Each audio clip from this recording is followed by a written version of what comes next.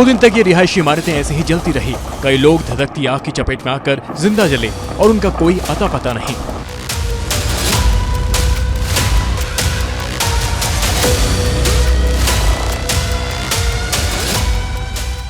आखिरकार आग पर 2 दिन बाद काबू पाया जा सका, लेकिन अपनों को खोने के गम में लोगों की आंखों से आंसू रुक नहीं रहे हैं। हांगकांग के ताइपो जिले के वांगफू कोर्ट हाउसिंग कॉम्प्लेक्स में 8 में से 7 इमारतें अब राख बन चुकी हैं। इन इमारतों की कालिख और धुआं बता रहे हैं कि यहाँ कितनी भीषण आग लगी थी। सुरक्षाकर्मी अब भी उन लोगों की तलाश में हैं जो अब तक लापता हैं। उनके बारे में कोई खबर कभी भी मिल सकती है। आग लगने की कई वजह बताई जा रही हैं, जिनमें से इमारत के ऊपरी हिस्से में बांस का मचान, प्लास्टिक से बने शेड जल्दी आग पकड़ना शामिल है। बताया जा रहा है कि यहाँ अलार्म सिस्टम भी काम नहीं कर रहा था।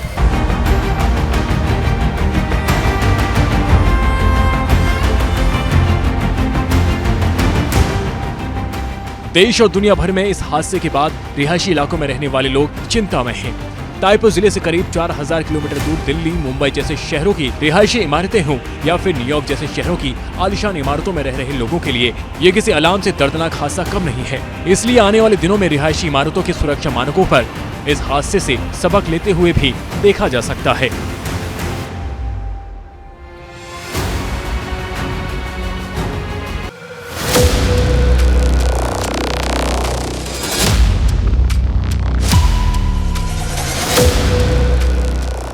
दो दिन तक ये रिहायशी इमारतें ऐसे ही जलती रही। कई लोग धधकती आग की चपेट में आकर जिंदा जले और उनका कोई अता पता नहीं।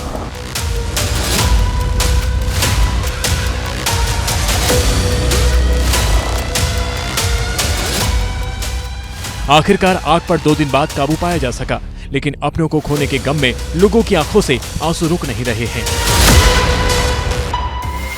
हांगकांग के ताइपो जिले के वांगफू कोर्ट हाउसिंग कॉम्प्लेक्स में 8 में से 7 इमारतें अब राख बन चुकी हैं। इन इमारतों की कालिख और धुआं बता रहे हैं कि यहाँ कितनी भीषण आग लगी थी। सुरक्षाकर्मी अब भी उन लोगों की तलाश में हैं जो अब तक लापता हैं। उनके बारे में कोई खबर कभी भी मिल सकती है। आग लगने की कई वजह बताई जा रही हैं, जिनमें से इमारत के ऊपरी हिस्से में बांस का मचान, प्लास्टिक से बने शेड जल्दी आग पकड़ना शामिल है। बताया जा रहा है कि यहाँ अलार्म सिस्टम भी काम नहीं कर रहा था।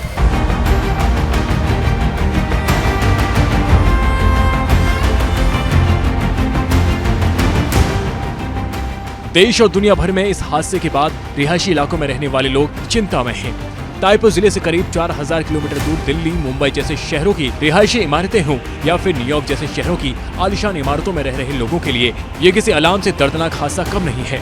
इसलिए आने वाले दिनों में रिहायशी इमारतों की सुरक्षा मानकों पर इस हादसे से सबक लेते हुए भी देखा जा सकता है।